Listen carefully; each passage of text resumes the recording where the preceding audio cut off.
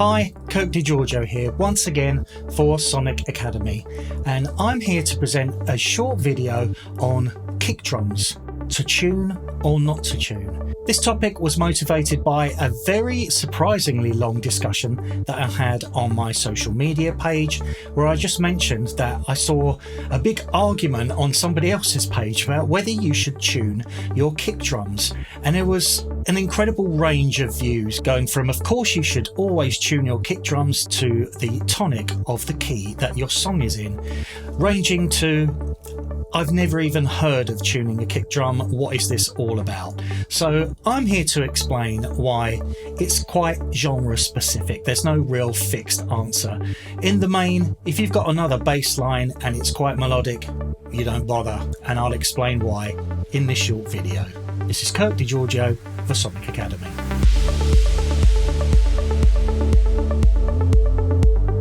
Okay, whether to tune your kick drums or not.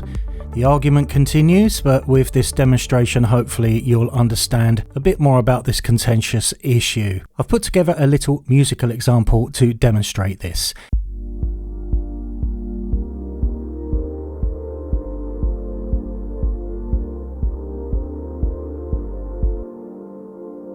Okay, very simple. Now if I break it down, if I open up one of the MIDI tracks so you can see exactly what I'm talking about, it's basically a 3-chord progression. Now the first chord, the 1 chord, is repeated twice. That creates our first bar. Then we go to the 4 chord and the 5 chord. This is because we are in the key of G minor. So you'll see here the root note of the first chord is G. And then we go up to the 4 chord, which is C, and then the 5 chord, which is D. And these are all minor 7 chords. As I said, important to remember, we are in the key of G minor. Now the bass line, which is over here, if I open that up, I've simply got a constant bass tone, which is duplicating that lowest note of each chord, the root note of each chord, an octave lower. So you'll see here the G is repeated twice to create our first bar, then we go up to C and then D, everything in the key of G minor, as I said. Okay, all very simple. And I have a kick drum that is tuned. You'll see here it's on G0, and that's because I've used Wave's CR8 sampler to pull in a sample which its root note and its pitch is at G0. So, yep, everything nicely tuned together, but you might be able to hear an issue. If I solo this recording of 2 bars of this snippet of music, you might be able to hear, especially on the first 2 bars, that the kick and the bass together go thick, thin, thick, thin. That's the best way I can describe it. But have a listen.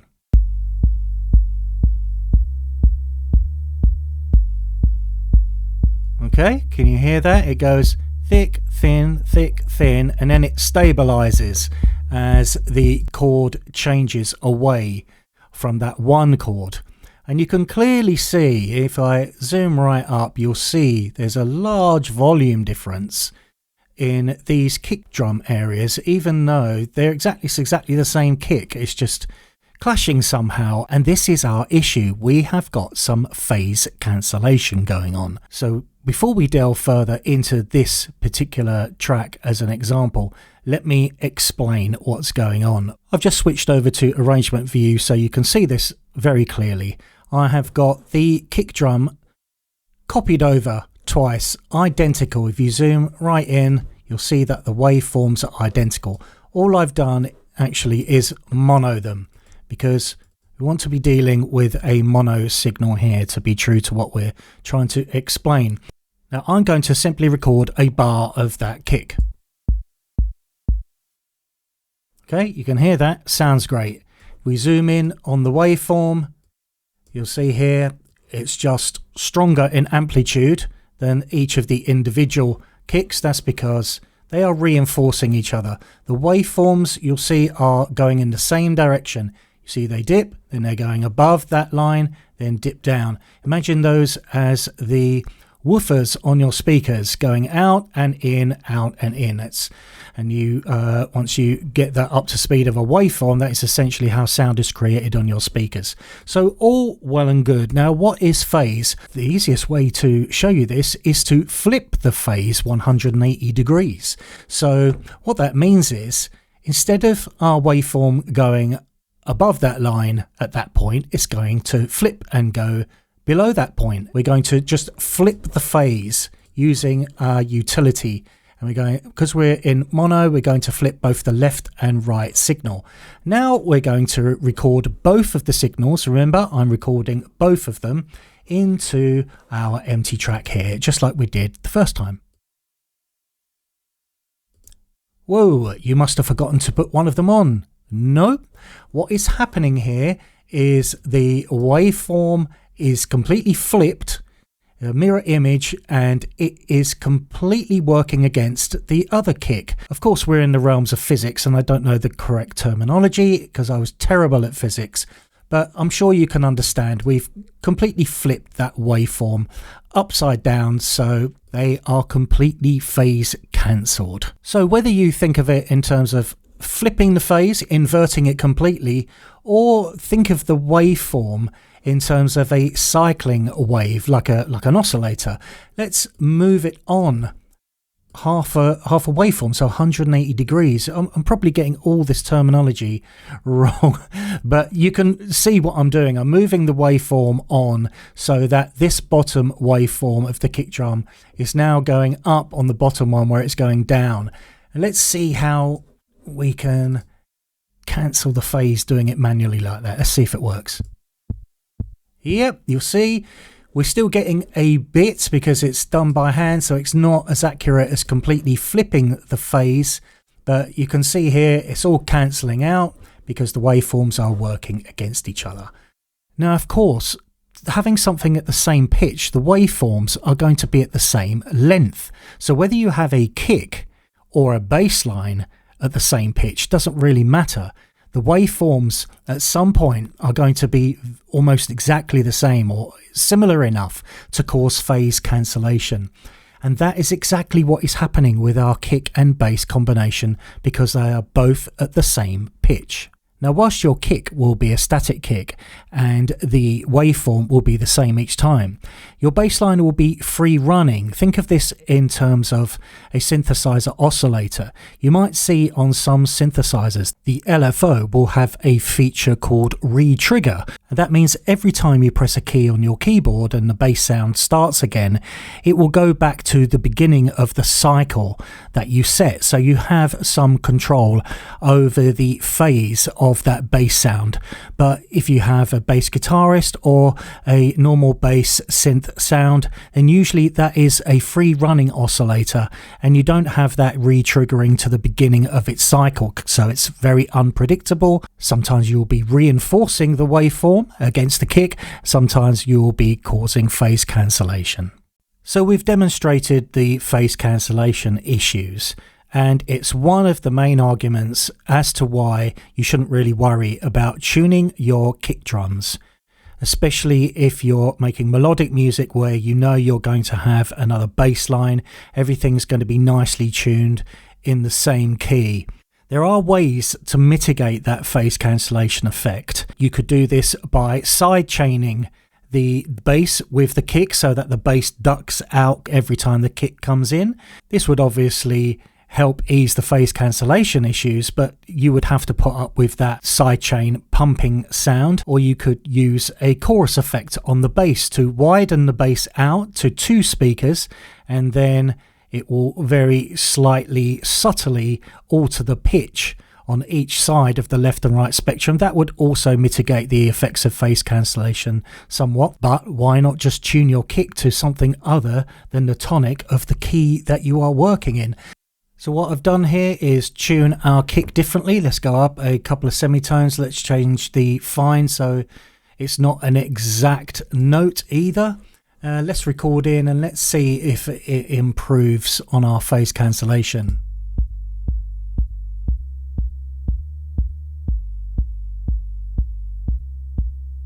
There you can see it's a much more consistent sound with a bit of compression. you're not going to notice that. That is a much more consistent signal. The phase cancellation really isn't having much of an effect on our track or overall, especially when you bring in all of the rest of the elements. So, yep, it definitely works. Now, you can see that this is going to be genre specific. If you go back through Sonic Academy's archives, you'll see I've done 2 tutorials on how to make dark techno, and on the first I had a kind of bass line and I didn't tune the kick to the tonic of the key that the track was in, and somebody did point this out rather vociferously on YouTube, I think, saying you have to tune your kick to the tonic of the key of the track that you're working in. It did get me thinking, and I don't usually worry about it, but I do tune other percussive elements. So I did think about it, and on the second tutorial I did, and that is because I didn't have a bass line to clash with. So it's very genre specific. If you have a genre like melodic techno, trance, house, obviously there is usually a kick and a bass line, and usually things are in key.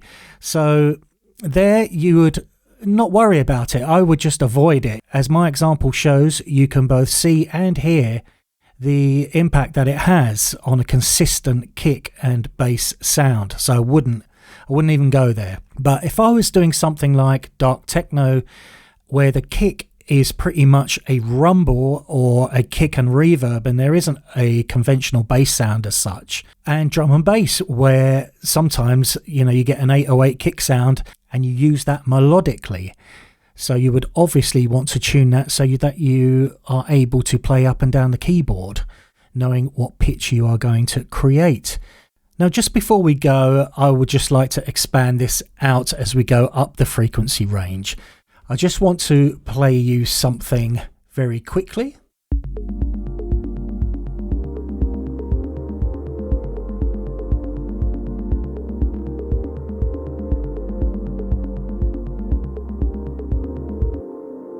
Now, ignore the pattern, it's just a very basic pattern, but that to me doesn't sound quite right. If you listen carefully, listen to the toms and the congas that I've added. And now compare it to exactly the same pattern.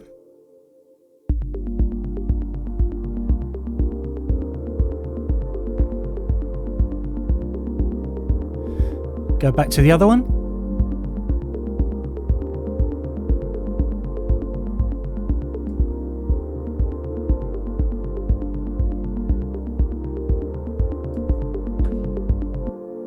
So you can see here, the rules apply to lower down in the frequency spectrum, not to other percussive elements, because you can hear there, when you tune the percussion to the key of the song, it sounds so much nicer.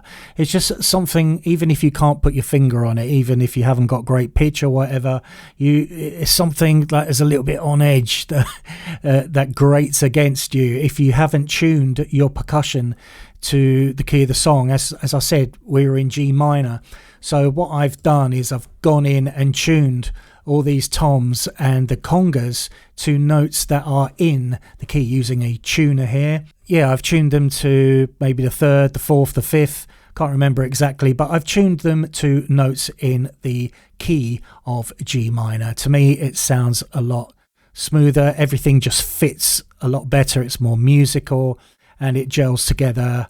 It doesn't sound amateurish, which I think it does when I just used the 808 that came with Ableton and didn't mess around with the tuning at all, and everything was in different notes that are not in the key of G minor. Okay, so I hope this explains some of the rules on why people like to tune their drum elements, but why, if it's a particular genre, you're going to run into phase cancellation issues, and it's really advisable to not worry about it.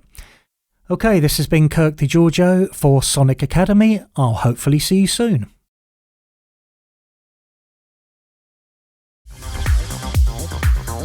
Thanks everyone for watching. We really appreciate all the support from you guys. If you love this video, then smash a like, and if you want to be notified about new videos, hit the subscribe and notification buttons.